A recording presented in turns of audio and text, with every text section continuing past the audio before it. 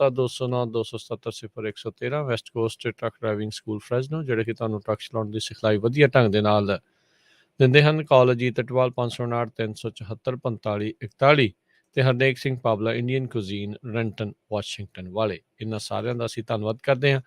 ਜੇਕਰ ਤੁਸੀਂ ਜਾਂ ਕੋਈ ਹੋਰ ਕਾਰੋਬਾਰ ਇਸ ਪ੍ਰੋਗਰਾਮ ਨੂੰ ਸਪਾਂਸਰ ਕਰਨਾ ਚਾਹੁੰਦੇ ਹੋ, ਸੰਪਰਕ ਕਰ ਸਕਦੇ ਹੋ ਨੰਬਰ 408 722 7698 ਦੇ ਉੱਤੇ। ਮਿੰਟੂ ਜੀ, ਕਰੀਏ ਗੱਲਬਾਤ ਦਾ ਸਿਲਸਿਲਾ ਸ਼ੁਰੂ। ਕਾਂਗਰਸ ਦੇ ਸਟਾਰ ਪ੍ਰਚਾਰਕਾਂ ਦੀ ਸੂਚੀ ਦੇ ਵਿੱਚ ਚੰਨੀ ਦੀ ਐਂਟਰੀ। देखो चन्नी का चन्न जिहड़ा है पूरा चमकदा किस्मत वाला चन्न है ना, जिहड़ा वैसे तो सितारे हुंदे कहंदे किस्मत दे सितारे हुंदे आ, सितारे गर्दिश च चले जांदे आ, सितारे चमकदे आ, पर इत्थे चन्नी दी किस्मत दा चन्न चमक रिहा हरेक पासे। तुहानूं पता ही है कि जिस तरीके दे नाल गल्लां चलदियां ने, जिस तरीके दे नाल कंसोआ ने कि सीएम फेस ते भाई चन्नी ने बन जाना है, बड़ी उम्मीद है।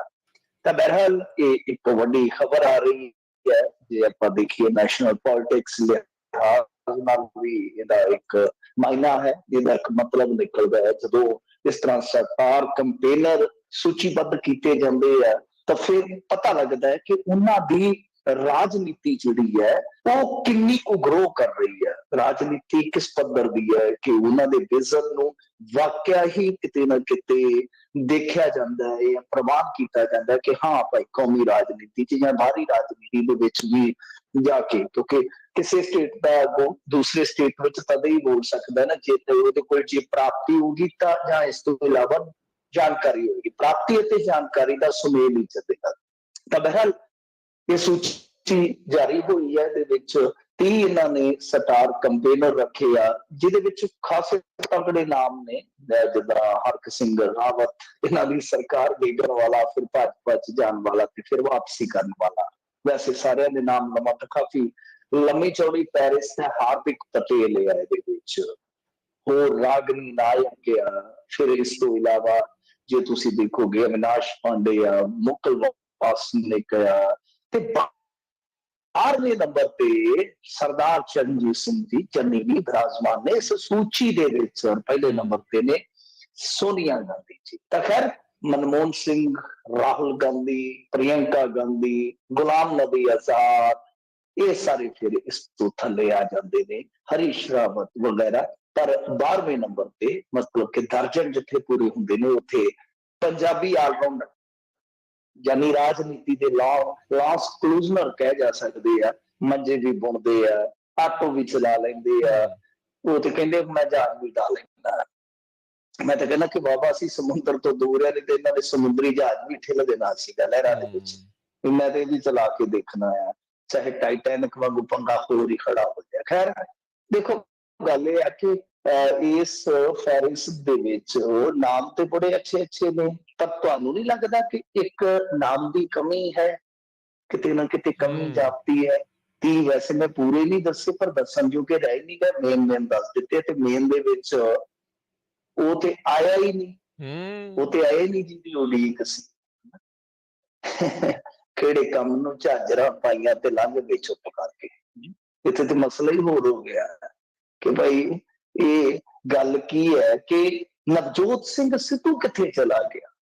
स्टार प्रचारकां दी सूची दे विच सिद्धू किथे गए गया, जिहदा इन्ना शोर सी कि भाई ये ते बहुत अच्छे बुलारे ने, ये ते भाई बहुत ज्यादा हमला करते ने, तिखा हमला करते ने जाके विरोधियों ते, तां वो स्टार कंपेनर की सूची चों बाहर रखे गए ने। ये एक वड्डी खबर है। खबर ये नहीं है कि चरणजीत सिंह चन्नी अचानक स्टार कंपेनर की सूची च शामिल हो जाते हैं।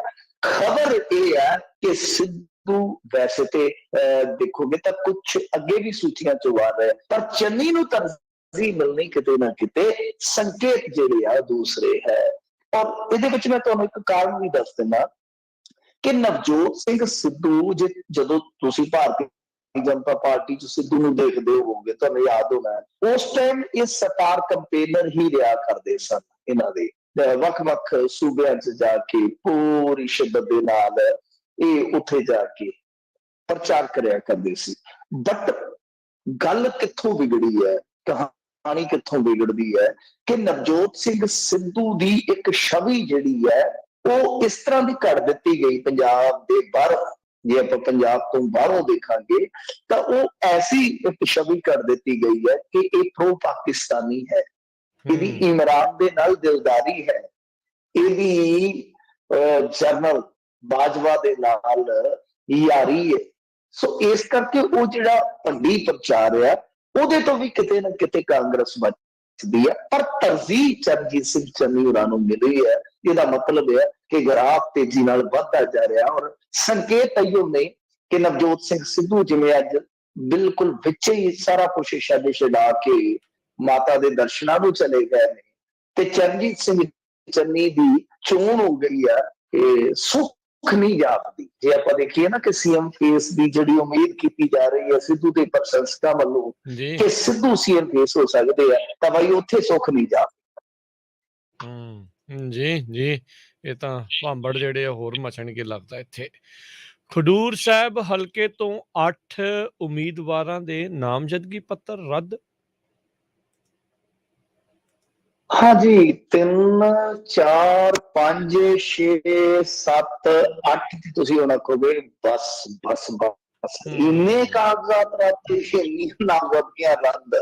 ਕਮਾਲ ਦੀ ਗੱਲ ਹੈ ਕਿ 8 ਉਮੀਦਵਾਰਾਂ ਦੀ ਨਾਮਜ਼ਦਗੀ ਇੱਕੋ ਹੀ ਹਲਕੇ ਚੋਂ ਰੱਦ ਹੋ ਗਈ ਹੈ। ਇੱਥੇ ਹੱਦ ਹੀ ਹੋ ਗਈ ਹੈ ਕਿ 8 ਜਿਹੜੇ ਦਾਅਵੇਦਾਰ ਸੀਗੇ ਉਹਨਾਂ ਦੀਆਂ ਦਾਅਵੇਦਾਰੀਆਂ ਰੱਦ ਹੋ ਗਈਆਂ ਨੇ। ਖੈਰ ਆਪਾਂ ਦੇਖ ਲੈਂਦੇ ਹਾਂ ਕਿਹੜੇ ਕਿਹੜੇ ਆ ਰਿਟਰਨਿੰਗ ਅਫਸਰ ਜਿਹਨਾਂ ਨੂੰ ਆਰਓ ਕਿਹਾ ਜਾਂਦਾ, ਦੀਪਕ ਭਾਟੀਆ ਨੇ ਇੱਥੇ, ਤਾਂ ਉਹਨਾਂ ਨੇ 8 ਨਾਮਜ਼ਦਗੀਆਂ ਰੱਦ ਕੀਤੀਆਂ ਨੇ। ਕੌਣ ਕੌਣ ਆ? ਰਵਿੰਦਰ ਸਿੰਘ ਬ੍ਰਹਮਪੁਰਾ, ਆ ਚੱਕੋ ਬ੍ਰਹਮਪੁਰਾ, ਰਣਜੀਤ ਸਿੰਘ ਬ੍ਰਹਮਪੁਰਾ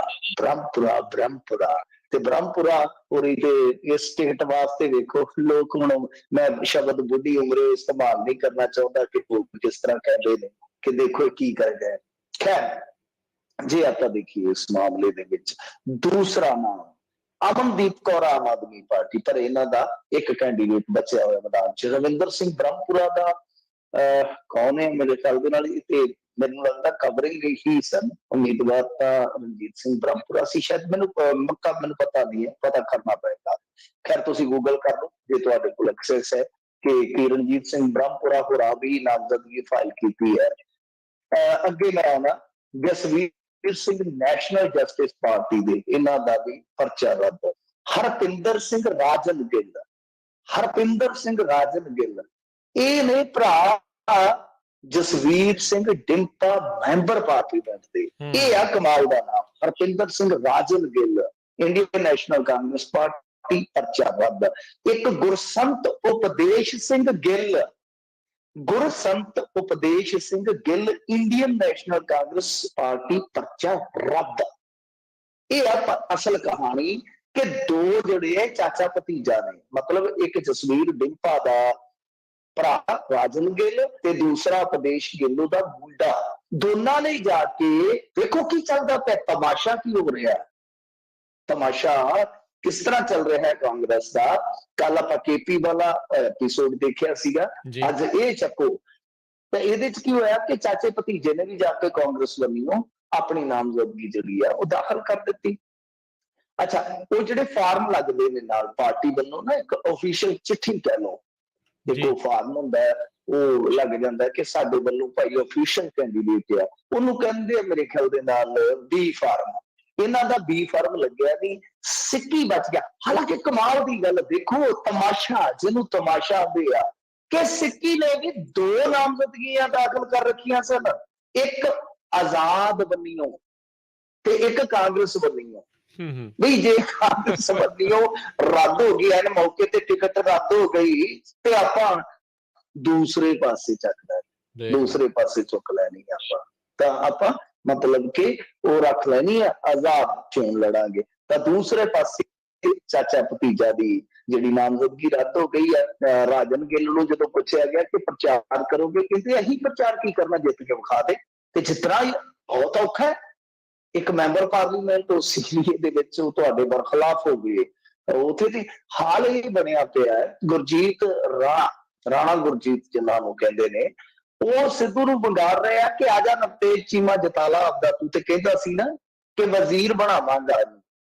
ਤੇ ਵਜ਼ੀਰ ਬਣਾਉਣ ਵਾਸਤੇ ਜਿਤਾਉਣਾ ਪੈਣਾ ਹੀ, ਤੇ ਆ ਜਾ ਜਿਤਾ ਕੇ ਦਿਖਾ। ਪੱਟ ਤੇ ਥਾਪੀਆਂ ਤੇ ਹੱਥਾਂ ਵੱਟ ਦੇ ਕੇ ਕਹਿ ਰਹੇ ਨੇ ਕਿ ਆ ਜਾਓ ਮੈਦਾਨ ਦੇ ਵਿੱਚ ਆ ਜਾਓ। ਆ ਸੂਰਤ ਹਾਲ ਹੈ ਜਨਾਬ।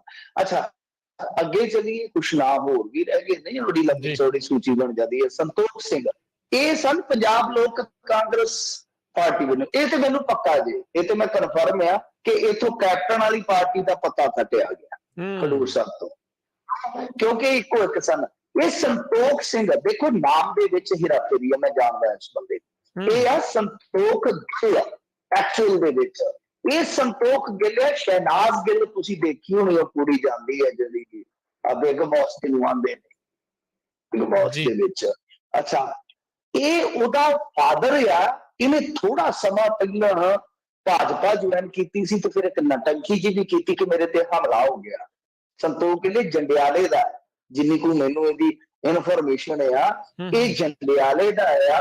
ਔਰ 7-8 ਪਰਚੇ ਚੱਲਦੇ ਸੀ ਇਹਦੇ ਤੇ, 8 ਕੇਸ ਚੱਲਦੇ ਨੇ ਇਹਦੇ ਤੇ। ਸੰਤੋਖ ਨੂੰ ਇੱਥੇ ਖਿਲਾਰ ਦਿੱਤਾ ਸੰਤੋਖ ਸਿੰਘ ਦੇ ਨਾਮ ਤੇ ਬੰਦਾ ਜਿਹਨੇ ਭਾਰਤੀ ਜਨਤਾ ਪਾਰਟੀ ਜੁਆਇਨ ਕੀਤੀ, ਪਾਰਟੀ ਦੇ ਦਿੱਤੀ ਪੰਜਾਬ ਲੋਕ ਕਾਂਗਰਸ ਦੀ। ਦੇਖੋ ਮਖੌਟੇ ਕਿੱਦਾਂ ਇਸਤੇਮਾਲ ਕੀਤੇ ਜਾਂਦੇ ਆ, ਇਹਨਾਂ ਦਾ ਤਾਂ ਪਤਾ ਬਿਲਕੁਲ ਸਾਫ਼ ਹੋ ਗਿਆ ਮੈਨੂੰ ਪਤਾ, ਕਿਉਂਕਿ ਸੰਤੋਖ ਗਿੱਲ ਇਕੱਲਾ ਹੀ ਸੀ ਇੱਥੋਂ। ਖੈਰ, Dalvir Singh Republican party of India, ਇਹ ਪਾਰਟੀਆਂ ਆਪਾਂ ਘੱਟ ਸੁਣੀਆਂ ਹੋਣਗੀਆਂ, ਤਾਂ ਇਹਨਾਂ ਦੇ ਕੈਂਡੀਡੇਟ ਦੇ ਵੀ ਕਹਿ ਲਓ ਕਿ ਪਰਚੇ ਰੱਦ। ਕਮਲਜੀਤ ਸਿੰਘ ਆਜ਼ਾਦ ਕੈਂਡੀਡੇਟ ਸਨ। ਤਾਂ ਕੁੱਲ ਮਿਲਾ ਕੇ ਵੀ ਇੱਕ ਰਿਕਾਰਡ ਬਣ ਗਿਆ ਹੈ ਕਿ 8 ਉਮੀਦਵਾਰਾਂ ਦੇ ਇੱਕ ਛੋਟੇ ਜਿਹੇ ਹਲਕੇ ਦੇ ਵਿੱਚੋਂ ਹੀ, ਛੋਟਾ ਜਿਹਾ ਤਾਂ ਨਹੀਂ, ਚਲੋ ਹਲਕਾ ਠੀਕ ਠਾਕ ਆ, ਪਰ ਫਿਰ ਵੀ ਇੱਕ ਆਮ ਹਲਕੇ ਦੇ ਵਿੱਚੋਂ 8 ਬੰਦਿਆਂ ਦੀ ਕੈਂਡੀਡੇਟੀ ਕਹਿ ਲਓ, ਉਮੀਦਵਾਰੀ ਕਹਿ ਲਓ, ਉਹ ਜਾਂਦੀ ਲੱਗੀ ਆ ਪਰਚਾ ਰੱਦ ਹੋਣ ਕਰਕੇ। ਇਹ ਗੱਲ ਆਮ ਨਹੀਂ ਬਣੀ।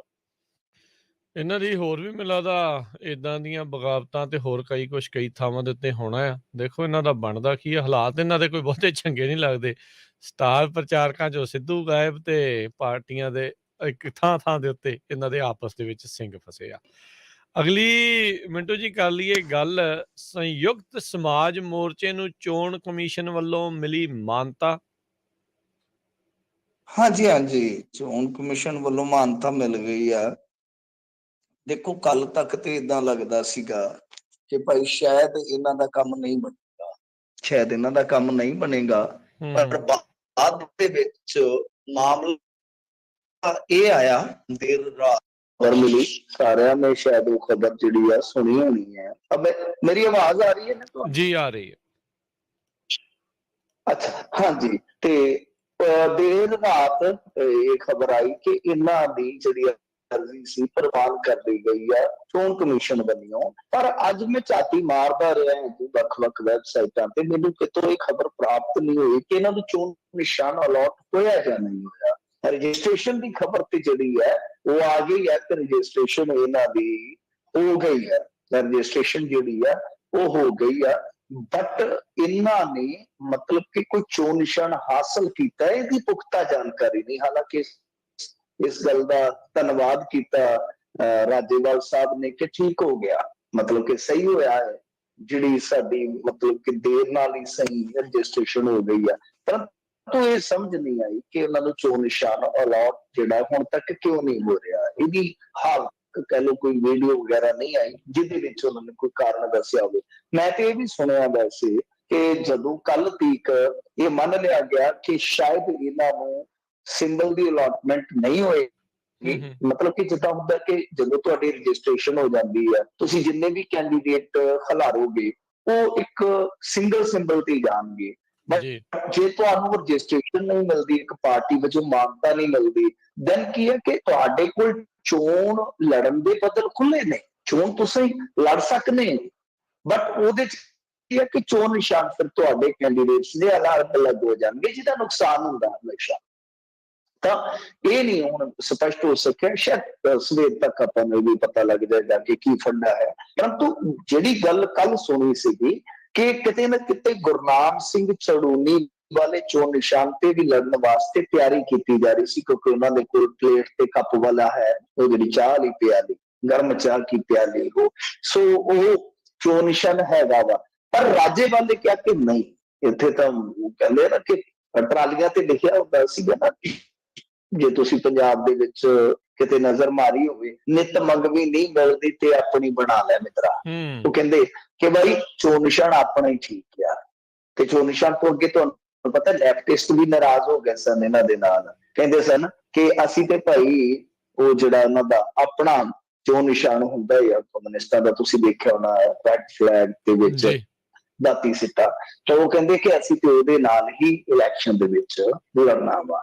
ਤਾਂ ਖੈਰ ਹੁਣ ਮਾਮਲਾ ਜਿਹੜਾ ਇਹ ਇੱਥੋਂ ਤੱਕ ਹੀ ਸਾਫ਼ ਹੋਇਆ ਕਿ ਸ਼ਾਇਦ ਰਜਿਸਟ੍ਰੇਸ਼ਨ ਇਹਨਾਂ ਦੀ ਹੋ ਗਈ ਹੈ, ਬਟ ਚੋਣ ਨਿਸ਼ਾਨ ਅਲਾਟ ਕਦੋਂ ਹੋਏਗਾ, ਕਿਹੜਾ ਹੋਏਗਾ, ਉਹਦੇ ਤੇ ਹਾਲੇ ਵੀ ਥੋੜਾ ਸਸਪੈਂਸ ਹੈਗਾ ਵਾ।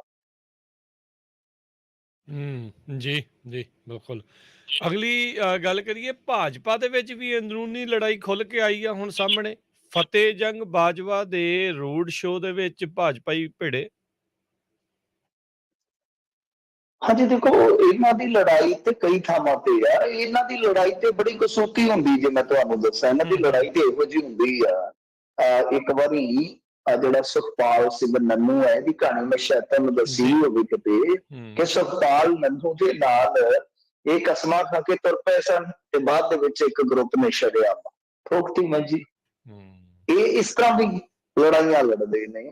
ਪਟਿਆਲੇ ਦੇ ਵਿੱਚ ਵੀ ਜੇ ਤੁਸੀਂ ਦੇਖੋਗੇ, ਪਟਿਆਲੇ ਦੇ ਵਿੱਚ ਇਹ ਸੂਰਤ ਹਾਲ ਆ ਕਿ ਜਦੋਂ ਅਲਾਇੰਸ ਦੀ ਟਿਕਟ ਜਿਹੜੀ ਸੀ ਪਟਿਆਲੇ ਸ਼ਹਿਰੀ ਦੀ ਦੇ ਦਿੱਤੀ ਗਈ ਅਮਰਿੰਦਰ ਸਿੰਘ ਨੂੰ, ਤਾਂ ਖੁੱਲ ਕੇ ਭਾਜਪਾ ਵਾਲਿਆਂ ਨੇ ਪੋਸਟਾਂ ਤੱਕ ਪਾਈਆਂ ਸਨ ਕਿ ਕੀ ਬਦਤਮੀਜ਼ੀ ਹੈ, ਇਹ ਕੀ ਚੱਲਣ ਡਿਆ ਕਿ ਅਸੀਂ ਜਿਸ ਬੰਦੇ ਦੇ ਖਿਲਾਫ ਸਾਰੀ ਜ਼ਿੰਦਗੀ ਲੜਦੇ ਰਹੇ ਹਾਂ ਤੇ ਤੁਸੀਂ ਚੱਕ ਕੇ ਉਹਨੂੰ ਸਾਡੇ ਸਿਰ ਤੇ ਬਿਠਾ ਦਿੱਤਾ ਵਾ। ਸੋ ਲੜਾਈਆਂ ਨਦੀਆਂ ਤਰ੍ਹਾਂ ਚੱਲਦੀਆਂ ਨੇ, ਇਹ ਨਹੀਂ ਹੈ। ਠੀਕ ਆ, RSS ਵਾਲੇ ਬਹੁਤ ਡਿਸਪਲਿਨ ਨੇ, ਨੋ ਡਾਊਟ, ਇਹਦੇ ਵਿੱਚ ਕੋਈ ਚੱਕਰ ਨਹੀਂ ਹੈਗਾ, ਤੇ ਬੜਾ ਮਤਲਬ ਕਿ ਆਰਗੇਨਾਈਜ਼ਡ ਢੰਗ ਹੁੰਦਾ ਇਹਨਾਂ ਦਾ ਇਲੈਕਸ਼ਨ ਲੜਨ ਦਾ। ਪਰ ਇਹ ਨਹੀਂ ਹੈ ਕਿ ਇਹਨਾਂ ਦੇ ਵਿੱਚ ਗਰੁੱਪ ਨਹੀਂ। ਗਰੁੱਪ ਤਾਂ ਆਪਾਂ ਦੇਖਦੇ ਹੀ ਹੈ ਕਿ ਉਤਲੇ ਲੈਵਲ ਤੇ ਵੀ ਬੜੇ ਤਗੜੇ ਬਣੇ ਖਲੋਤੇ ਨੇ, ਬਹੁਤ ਤਗੜੇ ਗਰੁੱਪ ਬਣੇ ਖਲੋਤੇ ਨੇ। ਸੋ ਗੱਲ ਇਹ ਹੈ ਕਿ ਕਈ ਵਾਰ ਲੜਾਈ ਜਿਹੜੀ ਹੈ ਨਾ, ਉਹ ਜਾਂ ਲੌਬਿੰਗ ਜਿਹੜੀ ਹੁੰਦੀ ਇੱਕ ਦੂਸਰੇ ਦੇ ਹੱਕ ਦੇ ਵਿੱਚ ਧੜੇਬੰਦੀ ਹੁੰਦੀ ਹੈ, ਜੋ ਸੜਕ ਤੇ ਆ ਜਾਵੇ ਤੇ ਫਿਰ ਪਾਰਟੀ ਦਾ ਜਲੂਸ ਨਿਕਲਦਾ ਬੜਾ ਵੱਡੇ ਪੱਧਰ ਤੇ। ਸੋ ਗੱਲ ਇਹ ਹੈ ਕਿ ਜੋ ਫਤਿਹ ਜੰਗ ਸਿੰਘ ਬਾਜਵਾ, ਕਿਉਂਕਿ ਕਾਦੀਆਂ ਤੋਂ ਲੜ ਨਹੀਂ ਰਹੇ, ਕਾਦੀਆਂ ਵਾਲੀ ਜਿਹੜੀ ਟਿਕਟ ਆ ਉਹ ਲੈ ਗਏ ਢੀਂਡਸੇ। ਵੈਸੇ ਢੀਂਡਸੇ ਕਮਾਲ ਕਰ ਗਏ ਕਿ ਸ਼ਾਮ 84 ਵਾਲੀ ਟਿਕਟ ਜਿਹੜੀ ਸੀਗੀ ਉਹ ਵੀ ਲੈ ਗਏ, ਜਿੱਥੇ ਭਾਜਪਾ ਦਾ ਥੋੜਾ ਹੱਥ ਭਾਰਾ ਸੀਗਾ। ਕਾਦੀਆਂ ਦੇ ਵਿੱਚ ਉਹਨਾਂ ਦੀ ਕੀ ਪਕੜ ਸੀ ਮਾਝੇ ਚ, ਮੈਨੂੰ ਤੇ ਕੋਈ ਪਤਾ ਨਹੀਂ ਲੱਗਿਆ ਕਿ ਢੀਂਡਸਿਆਂ ਨੂੰ ਉਧਰ ਕੋਈ ਬਹੁਤਾ ਤਵੱਜੋ ਦਿੱਤੀ ਜਾਂਦੀ ਹੈ, ਪਰ ਫਿਰ ਵੀ ਉਹ ਕਾਦੀਆਂ ਤੋਂ ਟਿਕਟ ਲੈ ਜਾਂਦੇ। ਪਤਾ ਨਹੀਂ ਕੀ ਚੱਕਰ ਚੱਲਿਆ ਵਾ। ਖੈਰ ਚਲੋ, ਇਹਨਾਂ ਨੂੰ ਦਿੱਤੀ ਗਈ ਹੈ ਟਿਕਟ ਮੇਰੇ ਖਿਆਲ ਦੇ ਨਾਲ ਬਟਾਲੇ ਤੋਂ ਫਤਿਹ ਜੰਗ ਸਿੰਘ ਬਾਜਵਾ ਨੂੰ। ਤੇ ਜਦੋਂ ਉਹ ਆਪਣਾ ਕੱਢ ਰਹੇ ਸਨ ਰੋਡ ਸ਼ੋ, ਪਹਿਲਾਂ ਤੇ ਇੱਥੇ ਥੋੜਾ ਜਿਹਾ ਠਹਿਰ ਕੇ ਨਾ ਸਟਾਪ ਕਰਕੇ ਇੱਥੇ ਸੋਚਣ ਵਾਲੀ ਗੱਲ ਆ ਕਿ ਸਾਡੇ ਬੱਚਿਆਂ ਨੂੰ ਤੇ ਇਹ ਬਣਾ ਰਹੇ ਨੇ ਖੋਤੇ।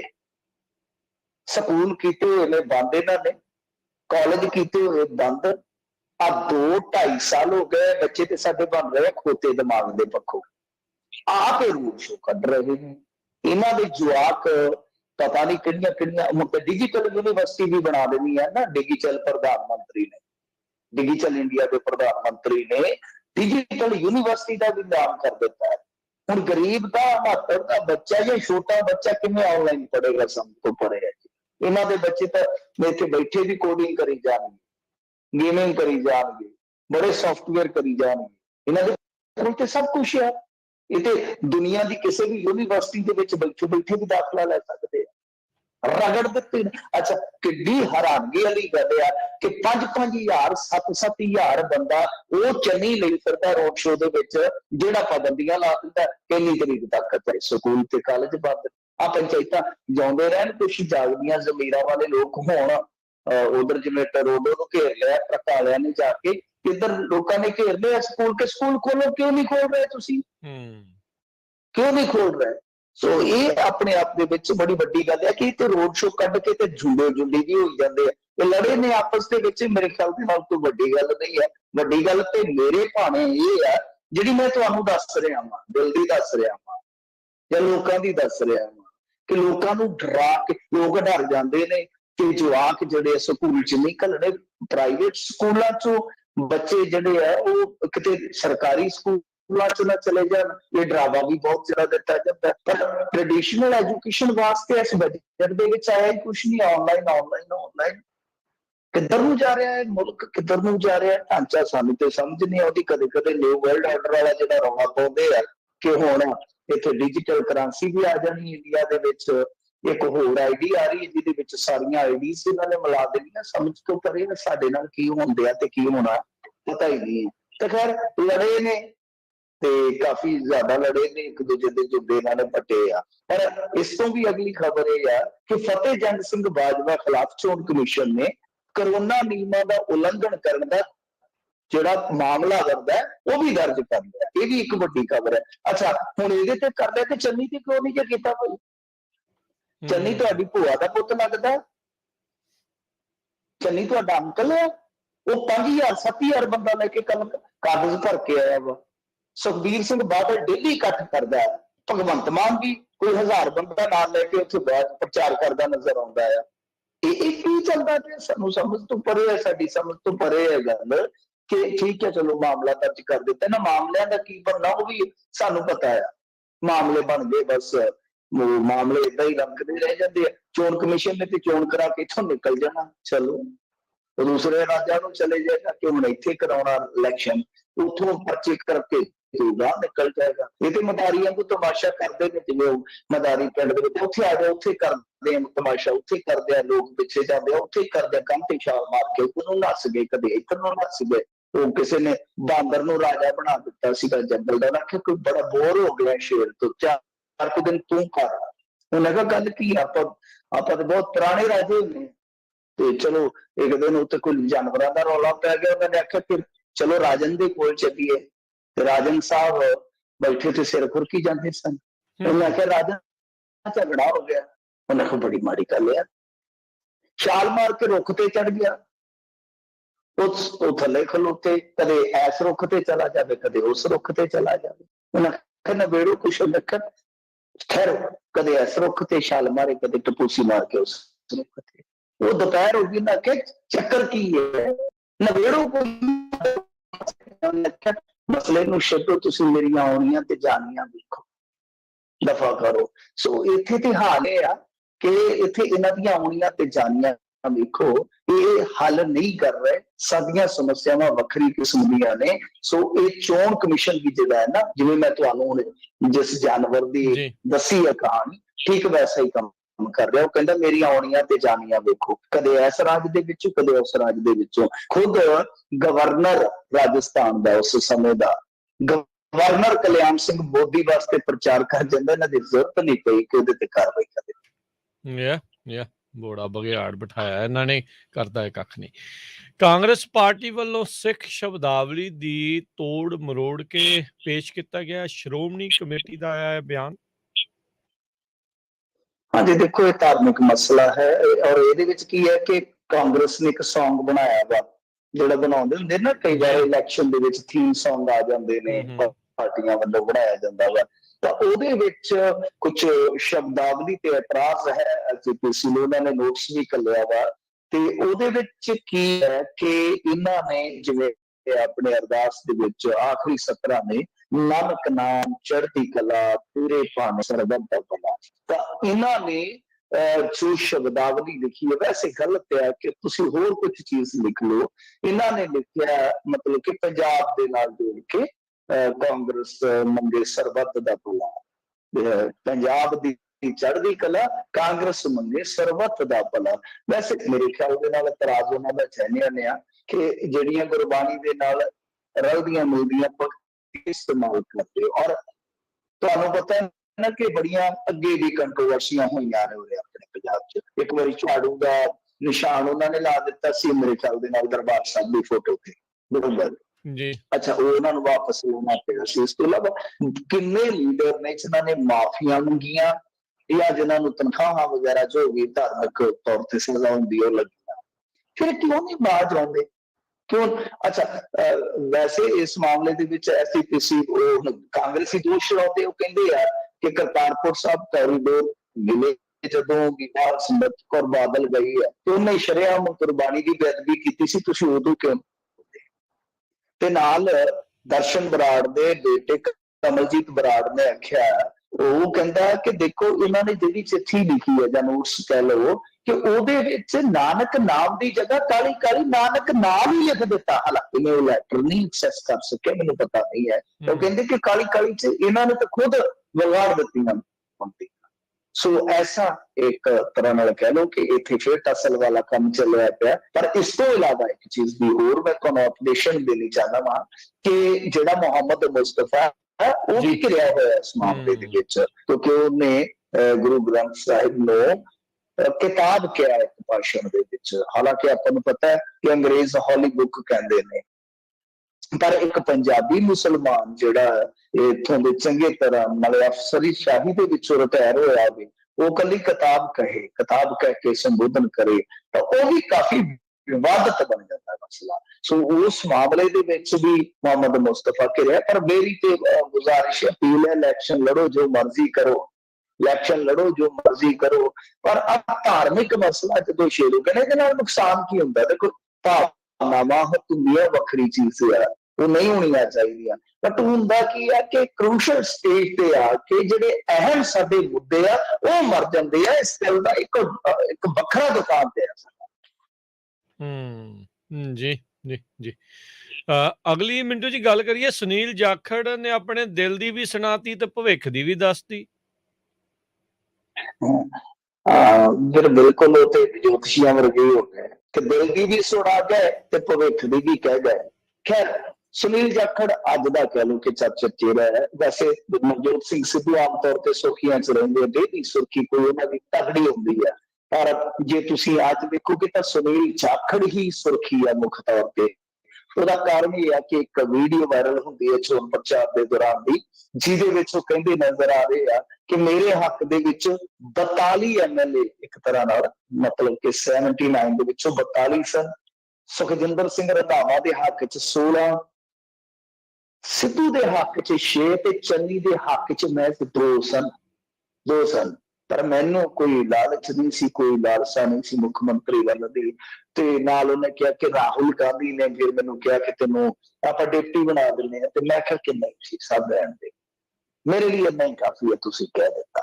ਪਰ ਇੱਕ ਹੋਰ ਥਾਂ ਤੇ ਉਹਨਾਂ ਨੇ ਇੰਟਰਵਿਊ ਦੇ ਦੌਰਾਨ ਇੰਡੀਆ ਟੂਡੇ ਗਰੁੱਪ ਦੇ ਨਾਲ, ਮੈਂ ਕੋਟ ਕਰ ਦਿੰਦਾ ਜਿਹੜੀ ਇੰਟਰਵਿਊ ਦਿੱਤੀ ਆ, ਉਹਦੇ ਵਿੱਚ ਉਹਨਾਂ ਨੇ ਕਿਹਾ ਕਿ ਦੇਖੋ ਉੱਥੇ ਮਸਲਾ ਮੇਰੇ ਹੀ ਸਾਥੀਆਂ ਵੱਲੋਂ ਬਣਾ ਦਿੱਤਾ ਗਿਆ ਹਿੰਦੂ ਸਿੱਖ ਦਾ, ਤੇ ਜੇ ਇਹਨੂੰ ਬਣਾ ਦਿੱਤਾ ਜਾਂਦਾ, ਉਹ ਕਹਿੰਦੇ ਕਿ ਜੇ ਇਹਨੂੰ ਬਣਾ ਦਿੱਤਾ ਜਾਂਦਾ ਪੰਜਾਬ ਦਾ ਮਾਹੌਲ ਖਰਾਬ ਹੋ ਜਾਏਗਾ।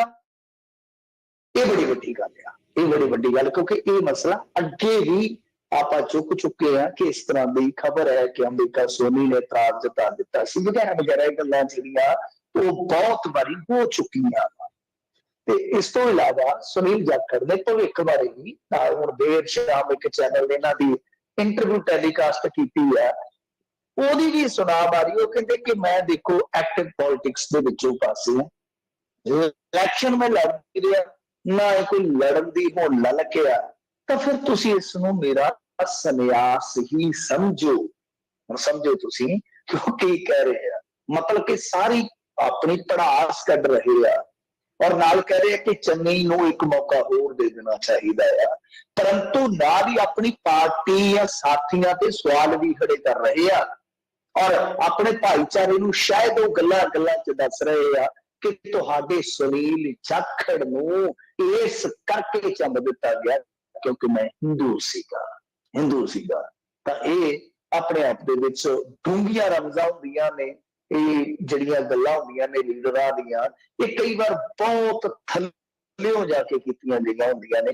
ਸੋ ਸੁਨੀਲ ਜਾਖੜ ਦਾ ਇਹ ਬਿਆਨ ਇੱਕ ਐਸਾ ਬਿਆਨ ਹੈ ਜਿਹਦੇ ਤੇ ਬਹੁਤ ਵਿਰੋਧੀ ਹਮਲਾਵਰ ਤਰੀਕੇ ਦੇ ਨਾਲ ਰਿਐਕਟ ਕਰ ਰਹੇ ਆ ਕਿ ਦੇਖ ਲਓ ਕਾਂਗਰਸ ਦੇ ਵਿੱਚ ਕਿੰਨਾ ਕੁ ਅੰਦਰੂਨੀ ਲੋਕਤੰਤਰ ਹੈ, ਕਿੰਨੀ ਕੁ ਵਿਸ਼ੇਸ਼ ਭਾਈਚਾਰੇ ਦੀ ਕਦਰ ਹੈ, ਕਿੰਨਾ ਕੁ ਇੱਥੇ ਪੰਜਾਬ ਦੇ ਜਿਹੜੇ ਨੇਤਾ ਹੈ ਉਹਨਾਂ ਦਾ ਕੋਈ ਵਾਲਾ ਹਿਸਾਬ ਕਿਤਾਬ ਹੈ। ਇਹ ਸਭ ਕੁਛ ਅੱਜ ਸਾਫ਼ ਹੋ ਗਿਆ। ਜੀ ਜੀ, ਸ਼ੁਕਰੀਆ ਮਿੰਟੂ ਜੀ ਇਹਨਾਂ ਸਾਰੀਆਂ ਖਬਰਾਂ ਬਾਰੇ ਜਾਣਕਾਰੀ ਦੇਣ ਦੇ ਲਈ। ਮਿਲਦੇ ਹਾਂ ਜੀ ਅਗਲੀ ਵਾਰ, ਧੰਨਵਾਦ, ਸਤਿ ਸ਼੍ਰੀ ਅਕਾਲ ਜੀ। ਸਤਿ ਸ੍ਰੀ ਅਕਾਲ। ਸੋ ਤੇ ਪ੍ਰੋਗਰਾਮ ਦੀ ਇੱਥੇ ਹੀ ਸਮਾਪਤੀ, ਅਗਲੀ ਵਾਰ ਤੱਕ ਲਈ ਇਜਾਜ਼ਤ। ਮੇਰੇ ਵੱਲੋਂ ਵੀ ਸਭ ਨੂੰ ਪਿਆਰ ਭਰੀ ਸਤਿ ਸ਼੍ਰੀ ਅਕਾਲ। ਸੁਣਦੇ ਰਹੋ ਜੀ ਪੰਜਾਬੀ ਰੇਡੀਓ USA।